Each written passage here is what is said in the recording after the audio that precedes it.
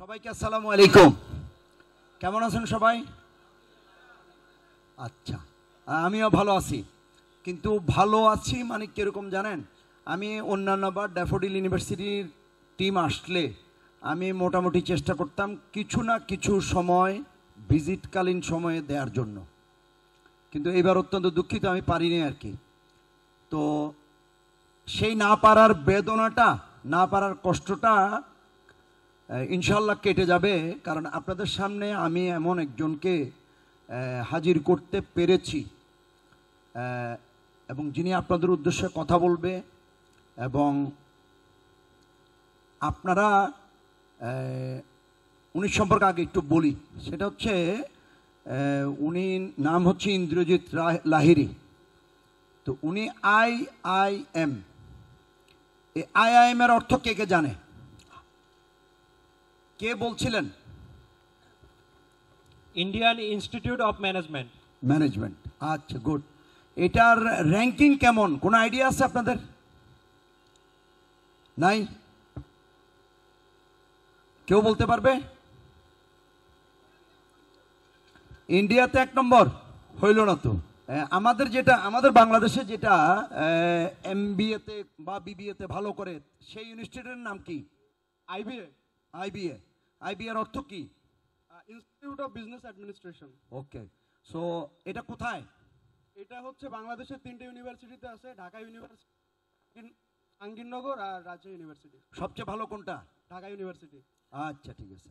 তো এরকম IIM-ও অনেকগুলো ক্যাম্পাস আছে, আমি জানি না সঠিক কয়টা ক্যাম্পাস, স্যার বলবে 11টা।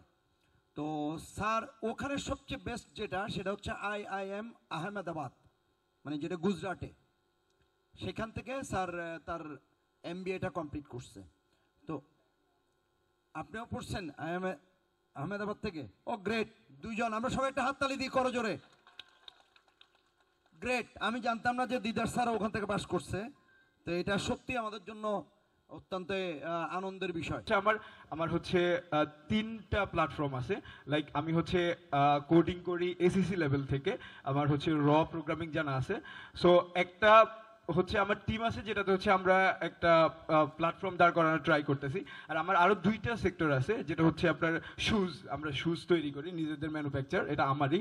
আমি হচ্ছে আইডেন্টিফাই করে প্রবলেমটা সলভ করতে পারি।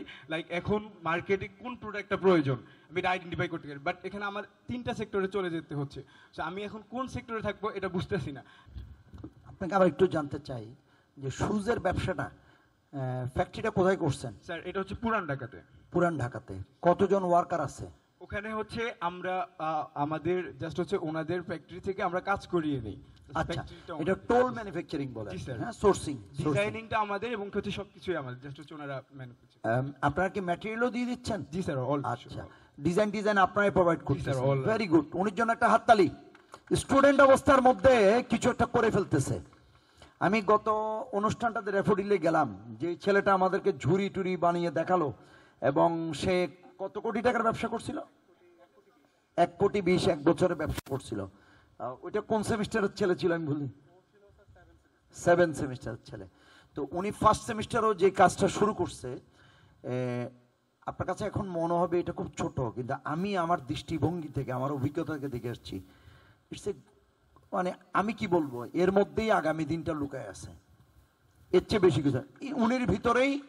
হ্যাঁ, এখন দরকারটা কি? শুধু লেগে থাকাটা দরকার। এই ছেলের জন্য, যে ছেলে পড়ালেখার পাশাপাশি একটা ভেঞ্চারে নেমে গেছে, তার জন্য আমার আর স্যারের মধ্যে ডিফারেন্ট কি?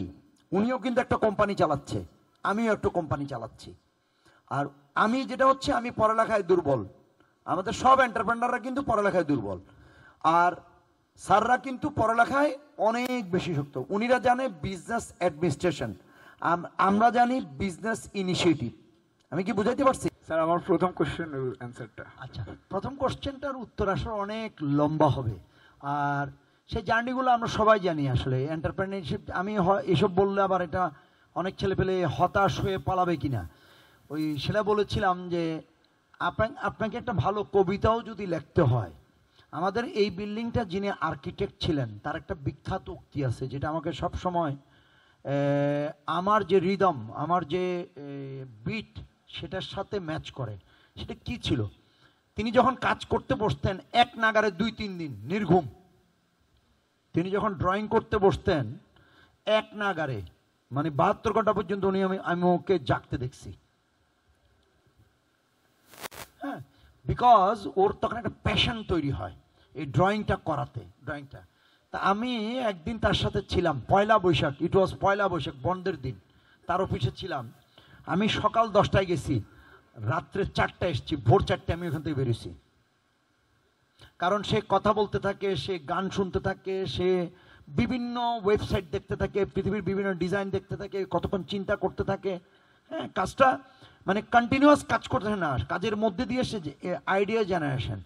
তো এন্টারপ্রেনারশিপও ঠিক এইরকম, কিন্তু কিছু রাত নির্ঘুম পার করতে হয়, অনেক দিন না খেয়ে থাকতে হবে। এই ধরনের প্রত্যেক এন্টারপ্রেনার তার সফলতার সঙ্গে দেখবেন এই ব্যর্থতাগুলা এবং এই পরিশ্রমগুলা, এই দীর্ঘ ক্লান্তিকর যে রজনীগুলা, রাতগুলা, এটা পার হইতেই হবে। হ্যাঁ, একটা বাচ্চাকে দুনিয়াতে আনতে হইলে একটা মাকে যে পরিশ্রম করতে হয়, একটা এন্টারপ্রেনারকে ঠিক শুধু এইটুকুই বলবো আর কি, একটা এন্টারপ্রেনারকেও কিন্তু একটা প্রতিষ্ঠানকে এরকম রূপ দিতে গেলে অনেক পরিশ্রম করতে হয়। তো এখন সবচেয়ে সব দেশের একটা এন্টারপ্রেনার একটা লেভেলে চলে গেলে এই সাদদের মতন প্রফেশনালসদেরকে ধরে নিয়ে আসে, আইনে এটা দিয়ে দেয় যে আপনি আমার চেয়ে বেটার চালাতে পারবেন। এটাই এখন প্রুভেন মেথড। এখন আর এন্টারপ্রেনাররা কিন্তু সব কিছুই, কারণ একটা লেভেল পর আমাদের যে এডুকেশন লেভেল, একটা লেভেল স্টেজের পরে ইন্ডাস্ট্রি সে আমি কিন্তু আর ভালো মতো চালাতে পারবো না। এই বুঝটুকু আমাদের বাংলাদেশে এন্টারপ্রেনাররা বুঝতে একটু দেরি করে ফেলতেছে। গুড, এক্সেলেন্ট, একটা তালি হবে। ইয়েস। এবং আপনাকে কথা বলি, এই স্যার কথাটা তুলছে স্যার, যে সেটা কি, এই জন্যই আমাদের এন্টারপ্রেনারশিপ ডিপার্টমেন্ট। আসলে কি আমরা কি সেরকম পড়ালেখা করার সুযোগ পেয়েছিলাম? আপনাদের এই ইউনিভার্সিটিতে আপনারা পান নাই, আপনাদের ইউনিভার্সিটিতে অনেক কিছু ঘটেছে। বিআরবি কেবলের মালিক আসছে 2 বার, আমাদের সুফি মিজানুর রহমান চিটাং থেকে, উনি আসছে বেশ কয়েকবার। আমি অনেক ইয়াতে আপনাদের অনুষ্ঠানে ছিলাম। তো এই বিআরবি কেবলের মালিককে জিজ্ঞেস করছে এক মেয়ে যে আপনার স্যার পড়ালেখা কি? তো উনি খুব রেগে গেলেন। তো তুমি শুনতে পাও নাই যে আমি ক্লাস 5 পাস? রেগে গিয়ে বললেন। তো বিআরবি কেবলের মালিক ক্লাস 5 পাস, উনি একটা প্রতিষ্ঠান দাঁড় করেছে, কিন্তু উনি কিন্তু একটা স্টেজে গিয়ে প্রতিষ্ঠানটাকে একজন সিওর হাতে, এক্সিকিউটিভ ডিরেক্টরের হাতে ছেড়ে দিয়েছেন বলেই কিন্তু আজকে বিআরবি কেবল এই অবস্থায় আছে। হ্যাঁ, একটা প্রত্যেক কিছুরই কিন্তু একটা। তো আজকের এন্টারপ্রেনারশিপ ডিপার্টমেন্টের ছেলেপেলেরা এন্টারপ্রেনার হওয়ার পরে তারা আমাদের চেয়েও অনেক আগে সিদ্ধান্ত নিবে কখন আমি ভেঞ্চারটা কার উপর ছেড়ে দিব। আমি কি বুঝাইতে পারছি? অনেক সময় বলে যে আসলে গানগুলো যেমন খুব বড় হয় না, কেন হয় না? আপনার গান যদি অনেক লম্বা করে ফেলেন, গানের আর ইয়া থাকে না, মোটা থাকে না, তাই না? আমি বক্তৃতা দিলাম, অনেকক্ষণ বক্তৃতা দিচ্ছি, আপনি ক্লান্ত হয়ে যাবেন।